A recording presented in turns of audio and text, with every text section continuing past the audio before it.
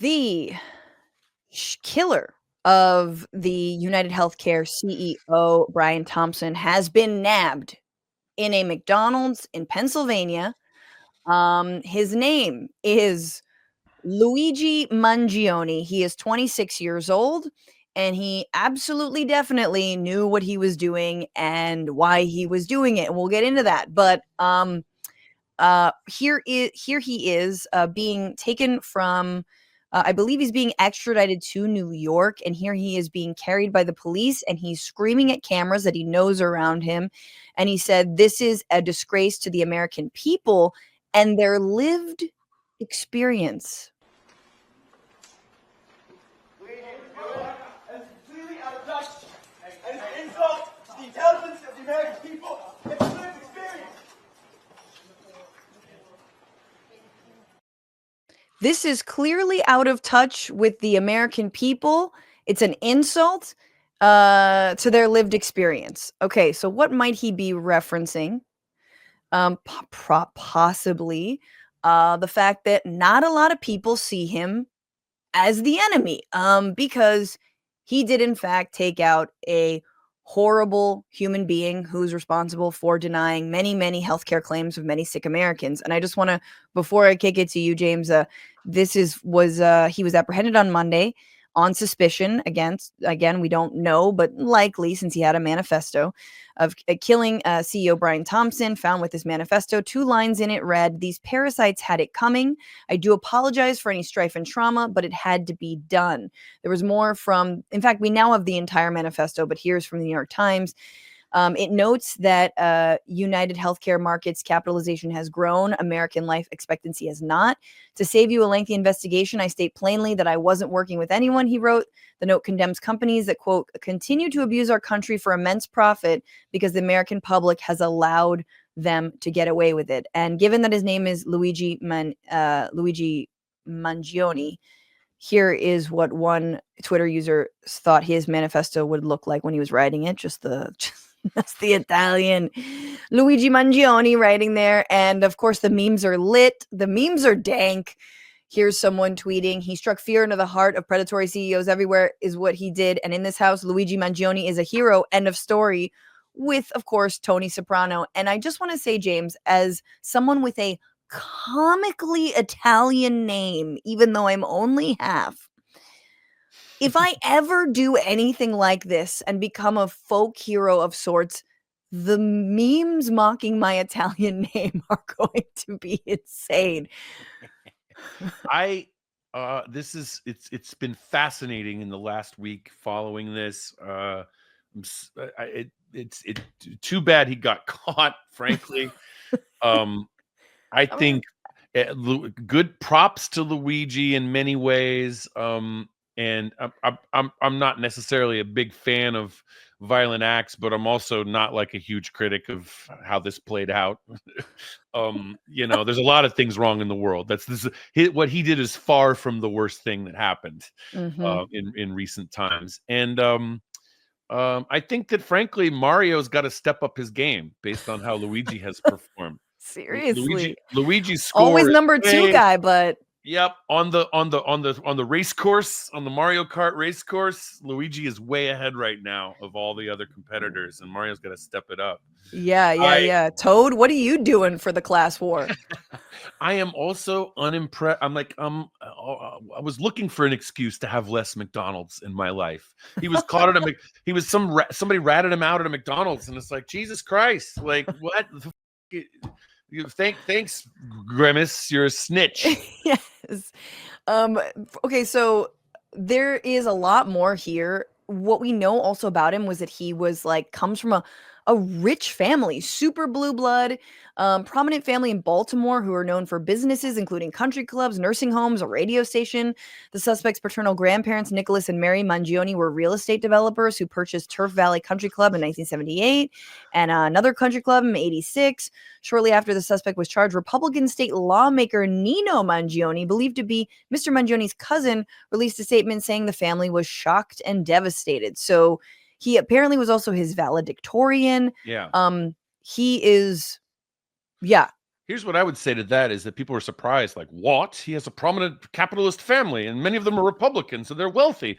Yeah, sometimes there's class traders. And if you have a wealthy, powerful family, once in a while, it's not a majority of your kids, but one out of a certain number of them are actually going to be smart enough free thinkers that they're going to go learn their own thing. Yeah. And And he's not a left-wing guy either. He's sort of like politically hard to pin down based on what yes. what people are talking about his posts, where he's sometimes libertarian or sometimes anarchist, depending on if he's in a left-wing or right-wing mood. And but he's definitely like what you would call a free thinker, not free thinker as well in the way that the alt-right or the Twitter Nazis refer to themselves as free thinkers, but you can always predict what that means, what they're going to believe. Like Yeah. this guy actually like made up his own thoughts and plans about what to do about the slowly and perhaps rapidly crumbling American civilization that we all live. Yeah. Yeah. And I just want to like mention, like, there is this narrative out there that like the left is celebrating and supposedly the left and da da da da. And then you have people like, Ben Shapiro screeching about how the left this, the left that. And then you look at the comments in Shapiro's videos and they're all his followers saying it's not just the left. This guy had it coming. Healthcare is ridiculous. I mean, not really this guy had it coming, but basically like it's not just the left, not just the left. Who's going to tell Ben it's not just the left? Right. And so you're like, okay, this is to your point about not really being an ideology, and him being kind of like all over the place. It's like, yeah, man, a lot of people are pissed off about healthcare in this country and There's feel current, yes, it's the kind of thing. This is what major corporations, especially major healthcare corporations and the people who run them, are very unpopular across multiple swaths of the political spectrum. Yep. It's going to get pinned on the left by the incoming Trump administration. This will probably be, they'll falsely claim that this was organized. They're going to, they're about to fabricate a bunch of fake left-wing quote unquote terrorism. Yes. And so they're going to use this as an example of why we need to crack down on legitimate democratic institutions in this country. Of course. I mean, it's the same way that supposedly the left was, tried to kill Donald Trump. And it's like, nah, man.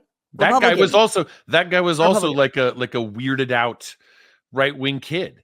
Yeah. He was like pro-Trump and right-wing right up until he decided to take a shot at the guy. But was he this hot? Yeah, I mean, the guy's hot. Jesus. Let's face it.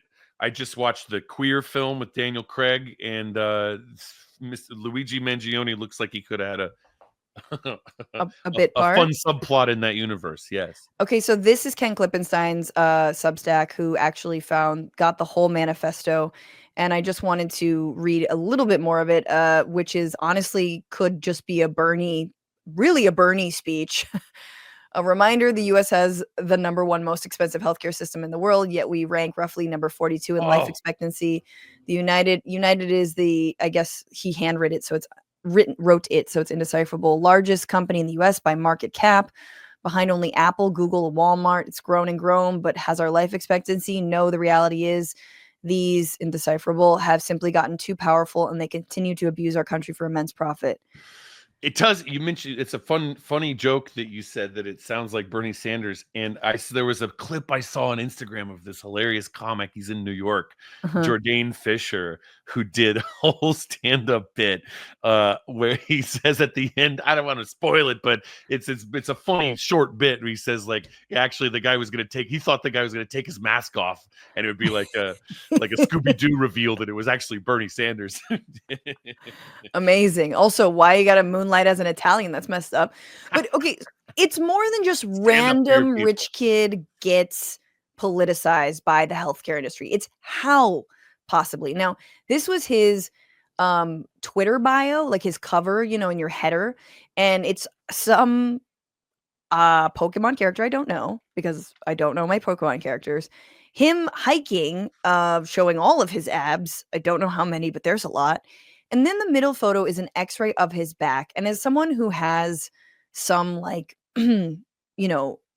shit in my back and my shoulders and my arms, and I've gotten treatment for that, looking at someone with bolts in their spine, at the base of their spine, is truly hard to look at. Yeah. this was clearly part of his life, was being someone who actually suffered with back pain. And so we know that he suffered with back pain, that he was a surfer, that he couldn't surf. He lived, I believe, in Honolulu for like 6 months, and they knew him as a guy who had terrible back problems and couldn't surf anymore. He, someone with Can I interject and say, to have these kinds of back problems and to be that physically hot, that's a very impressive thing. Usually, major injuries take you out of the gym pretty quickly. they but really do, and he found exactly. something. He found something. I mean, right, but you do need a strong core to support the back. But it's true that usually when you have chronic ailments, you know, usually aren't able to like move around as much. Hats off. I want to hear. I know he's going to be suppressed, and we have these unfair, court systems that we pretend are free here in this country. He's going to definitely be forcibly muzzled and shut up and not allowed to talk. But I kind of want to hear his fitness tips. He's gonna start like a personal training app from prison. Yeah, I hope they don't shut him up and they let him speak on some political ideas that he might have, and also sort of like just advice to. Is this our Joe Rogan of the left? Is that what you're trying to say? The prophecies are true. So he apparently also had read things about the back pain industry. This was like according to his I guess Goodreads list. Someone with his same name, Back Mechanic by Dr. Stuart McGill. He also, I think, gave the Kaczynski Manifesto like a good review. And this is from Prem Tacker at Zeteo, sort of reminding us about who he killed, which is Brian Thompson. Thompson, along with other higher-ups, allegedly conducted insider trading. They sold millions of dollars of stock upon learning the Department of Justice opened an antitrust investigation into United Health. While the company was on an upward profit swing, it has been awash in allegations and revelations of limiting mental health care coverage via the algorithm, denying healthcare services needed after hospitalization at drastic rates via artificial intelligence, and denying insurance claims at a starkly high rate. I think it was something like 30% to 30% of all claims compared to 6% from other companies. What's going on, Frantifa? If you haven't already, subscribe to this channel right now. Hit that button. And also, you can become a patron and support the show every single week. Get access to bonus episodes and exclusive merchandise. Patreon.com/Bitchuation Room. Do it.